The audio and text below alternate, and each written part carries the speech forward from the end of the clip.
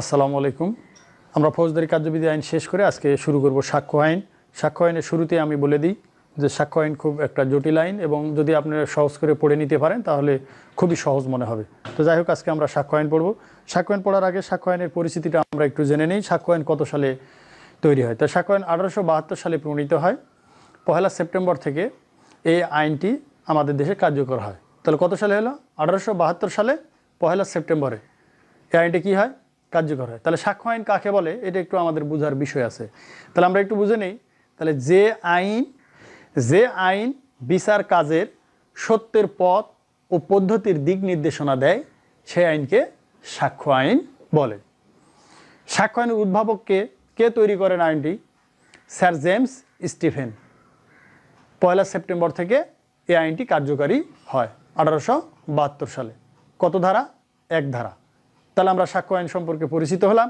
এখন আমরা চলে যাব সাক্ষ্য আইনের 3 ধারা মোতাবেক সংজ্ঞায় চলে যাব। সংজ্ঞাগুলো খুব গুরুত্ব সহকারে নেবেন, কারণ প্রথম সংজ্ঞাগুলো যদি আপনার জানা থাকে পরবর্তীতে আর কোনো সাক্ষ্য আইনের সমস্যা হবে না। তাহলে আমরা পড়ে নেই বিচার্য বিষয় কাকে বলে।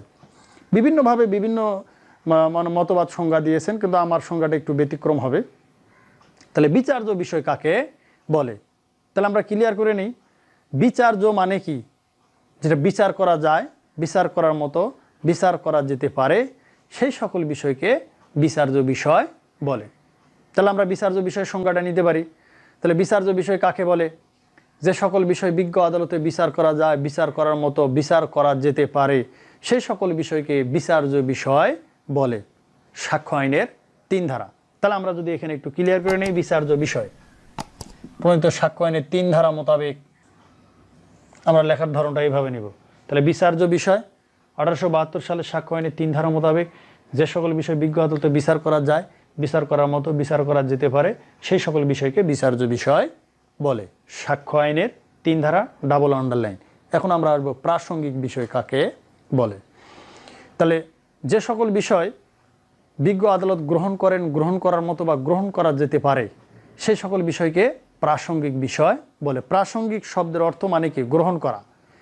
তাহলে যে সকল বিষয়গুলো আদালত গ্রহণ করবেন, গ্রহণ করার মতো, গ্রহণ করা যেতে পারে, এটাকে আবার 2 ভাবে বিভক্ত করা যায়।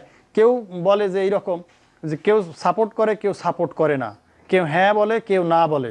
তার মানে কেউ বলে যে খুন করেছে, কেউ বলে খুন করেনি। এই যে বিষয়গুলো, এই বিষয়গুলো হলো কি? প্রাসঙ্গিক বিষয়। তাহলে আমরা ধরে নিতে পারি যে সকল বিষয় বিজ্ঞ আদালত গ্রহণ করেন, গ্রহণ করার মতো বা গ্রহণ করা যেতে পারে, সেই সকল বিষয়কে প্রাসঙ্গিক বিষয় বলে। সাক্ষ্য আইনের 3 ধারা।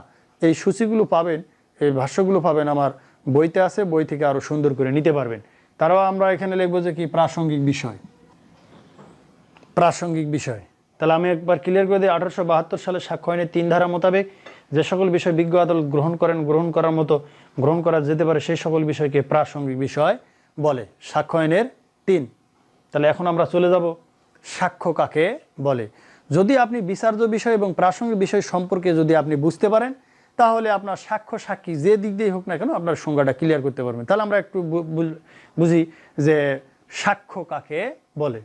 তাহলে কোনো ব্যক্তি বিজ্ঞ আদালতে উপস্থিত হয়ে কোনো বিচার্য বিষয়, প্রাসঙ্গিক বিষয় সম্পর্কে মৌখিক বা লিখিতভাবে যে বিবৃতি প্রদান করেন তাকে সাক্ষ্য বলে। তাহলে আমরা এখানে কি ক্লিয়ার হলাম? তাহলে কোনো ব্যক্তি বিজ্ঞ আদালতে উপস্থিত হয়ে কোনো বিচার্য বিষয় বা প্রাসঙ্গিক বিষয় সম্পর্কে মৌখিক বা লিখিতভাবে যে বিবৃতি প্রদান করেন তাকে সাক্ষ্য বলে। সাক্ষ্য আইনের 3 ধারা। ক্লিয়ার? তাহলে আমাদের লেখার সিস্টেম, ধরন সবগুলো একই রকম হবে। তাহলে এখানে আমরা দিয়ে দিই সাক্ষ্য 3 ধারা। তাহলে আমরা বুঝলাম কি? বিচার্য বিষয়, প্রাসঙ্গিক বিষয়, সাক্ষ্য। তাহলে আমরা এখন যদি বুঝি যে সাক্ষ্য বুঝলাম, সাক্ষী কাকে বলে, একই কথা একই রকম হবে। তাহলে সাক্ষী কাকে বলে একটু বুঝে নেন। তাহলে যে কোনো ব্যক্তি বিজ্ঞ আদালতে উপস্থিত হয়ে কোনো বিচার্য বিষয় বা প্রাসঙ্গিক বিষয় সম্পর্কে মৌখিক বা লিখিতভাবে যে বিবৃতি প্রদান করেন, সেই বিবৃতি দাতাকে সাক্ষী বলে। সাক্ষ্য আইনের 3 ধারা। তাহলে ক্লিয়ার? ঘটনা কাকে বলে? ঘটনা বা ফ্যাক্ট কাকে বলে? ঘটনা বা ফ্যাক্ট বা বিষয় কাকে বলে? খুবই গুরুত্বপূর্ণ একটা সাক্ষ্য আইনের। যদি ঘটনা না ঘটে তাহলে কোনো কিছু প্রমাণ করা যাবে না, ঘটনা না ঘটলে মামলা করা যাবে না, বা ঘটনা বা বিষয় যদি না থাকে তাহলে কোনো দিক দিয়ে প্রমাণের কোনো সুযোগ নেই।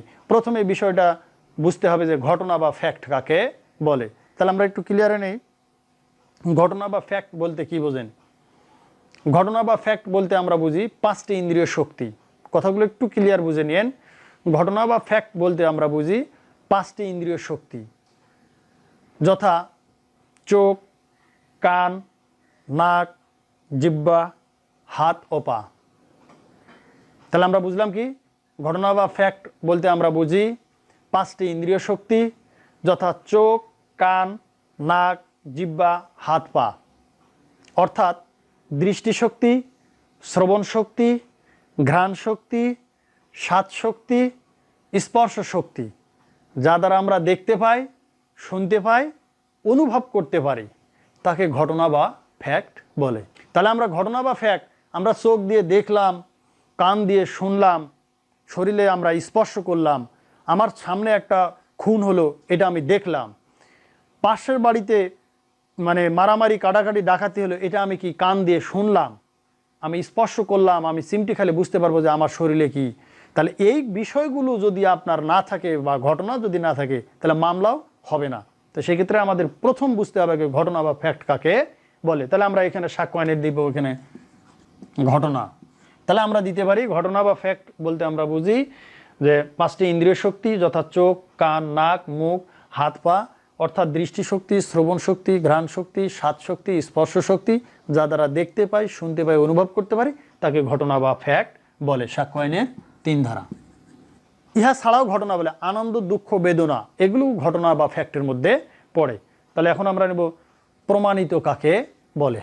প্রমাণিত খুব গুরুত্বপূর্ণ একটা সংজ্ঞা, মনে রাখবেন। প্রমাণিত কাকে বলে? কোনো ঘটনা তখনই প্রমাণিত বলে বিবেচিত করা হয়। একটা বিষয় বুঝে নেন আগে, প্রমাণিত বুঝলে 3টা বিষয় বুঝবেন, অর্থাৎ ফ্রি পড়া। তাহলে কোনো ঘটনা তখনই প্রমাণিত বলে বিবেচিত করা হয় যখন আদালতের সামনে উপস্থাপিত সকল বিষয় বিবেচনা করে আদালত সেই ঘটনার অস্তিত্ব আছে বলে বিশ্বাস করেন, তখন তাকে প্রমাণিত বলে। তাহলে আমরা কি বুঝলাম? কোনো ঘটনা তখনই প্রমাণিত বলে বিবেচিত করা হয় যখন আদালতের সামনে উপস্থাপিত সকল বিষয় বিবেচনা করে আদালত সেই ঘটনার অস্তিত্ব আছে বলে বিশ্বাস করেন, তখন তাকে প্রমাণিত বলে। সাক্ষ্য আইনের 3 ধারা। সাক্ষ্য আইনের 3 ধারা। তাহলে এখন আমরা যদি আসি মিথ্যা প্রমাণিত কাকে বলে, তাহলে সহজে আমরা বুঝে নিই। কোনো ঘটনা তখনই মিথ্যা প্রমাণিত বলে বিবেচিত করা হয় যখন আদালতের সামনে উপস্থাপিত সকল বিষয় বিবেচনা করে আদালত সেই ঘটনার অস্তিত্ব নেই বলে বিশ্বাস করেন, তখন তাকে মিথ্যা প্রমাণিত বলে। তাহলে আরেকবার বুঝে নেন, যে প্রমাণিত হলো কি যার অস্তিত্ব আছে তাকে প্রমাণিত বলে, আর মিথ্যা প্রমাণিত হলো কি যার অস্তিত্ব নেই তাকে মিথ্যা প্রমাণিত বলে। তাহলে আমরা ক্লিয়ার হয়ে নেই, কোনো ঘটনা তখনই মিথ্যা প্রমাণিত বলে বিবেচিত করা হয় যখন আদালতের সামনে উপস্থাপিত সকল বিষয় বিবেচনা করে আদালত সেই ঘটনার অস্তিত্ব নেই বলে বিশ্বাস করেন, তখন তাকে মিথ্যা প্রমাণিত বলে। সাক্ষ্য আইনের 3 ধারা। তাহলে আমরা প্রমাণিত বুঝলাম, মিথ্যা প্রমাণিতও বুঝলাম। তাহলে এখন আমরা যদি একটু বুঝি যে অপ্রমাণিত কাকে বলে। সাক্ষ্য আইনের 3 ধারা। তাহলে আমরা একটু বুঝি যে কোনো ঘটনা যখন প্রমাণিত কোনোটাই হয় না, তখন তাকে অপ্রমাণিত বলে। সাক্ষ্য আইনের 3 ধারা। তাহলে আমরা একটু বুঝে নিই, কোনো ঘটনা যখন প্রমাণিত বা মিথ্যা প্রমাণিত কোনোটাই হয় না, তখন তাকে অপ্রমাণিত বলে। সাক্ষ্য আইনের 3 ধারা। তাহলে আমরা এখানে বুঝলাম যে ঘটনা কাকে বলে, প্রমাণিত কাকে বলে, মিথ্যা প্রমাণিত কাকে বলে, প্রমাণিত আর অপ্রমাণিত। তাহলে আমরা এখানে বুঝে নিতে পারি যে ঘটনা বা ফ্যাক্ট সাক্ষ্য আইনের 3 ধারা, প্রমাণিত সাক্ষ্য আইনের 3 ধারা, মিথ্যা প্রমাণিত সাক্ষ্য আইনের 3 ধারা, আর অপ্রমাণিত সাক্ষ্য আইনের 3 ধারা। ঘটনা যদি আমরা শর্টে বুঝি, 5টি ইন্দ্রিয় শক্তি, এটা বুঝলাম। প্রমাণিত আমরা বুঝে নিব, যার অস্তিত্ব আছে তাকে কি বলে। কোনো ঘটনার যদি অস্তিত্ব থাকে তাহলে প্রমাণিত, যে ঘটনার অস্তিত্ব নেই সেটা মিথ্যা প্রমাণিত, যেটার যখন প্রমাণিত বা মিথ্যা প্রমাণিত কোনোটাই হয় না তখন তাকে অপ্রমাণিত বলে। সাক্ষ্য আইনের 3 ধারা খুবই গুরুত্বপূর্ণ একটা পাঠ, টিকা সংজ্ঞা যে কোনো সময় আসতে পারে, ভালোভাবে এটা মাথায় নেবেন। এবং আমার বইয়ের মধ্যেও আছে, এবং লেকচারে তো পাবেনই। ভালো থাকবেন, সুস্থ থাকবেন। আসসালামু আলাইকুম।